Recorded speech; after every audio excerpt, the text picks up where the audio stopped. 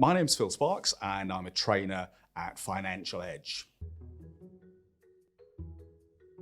I qualified at KPMG as a chartered accountant and then moved into a number of industry positions, including a money broker in the city and a big media company. Did that for around 10 years before I moved into training. So I remember what triggered my interest in training. I had a conversation with a facilities director. She was trying to understand a financial concept and I talked to a lot of people. Then she came to me. I explained it to her and she said, I understand it now. You're good at this. You should do this for a living. 15 years later, I'm still training and still loving it. The stuff that I love to teach are all those things with a practical angle, whether it's Excel and how to use it to model, whether it's valuing businesses, whether it's decisions that are based on management and strategic issues that people take within an organization.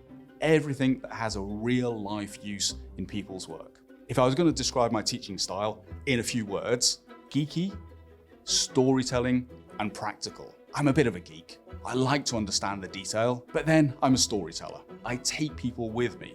I tell them the story of how it works because I want to get them to the practical position where they can use their experience, what I've told them, in a practical way in their working lives. If I could give one tip to future students, it would be to embrace your inner 5-year-old. Ask how and why all the time.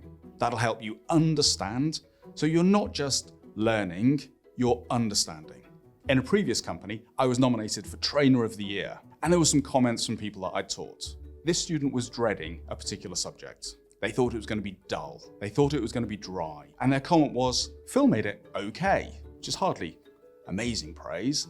But then they said, but I now find myself walking around asking myself why. Whenever I read something in the financial press, whenever I read something on a financial page, I ask why and how. That makes me really satisfied. I've done my job. One thing that people don't know about me is I'm a bit of a hoarder, which annoys my wife no end, but occasionally it comes good.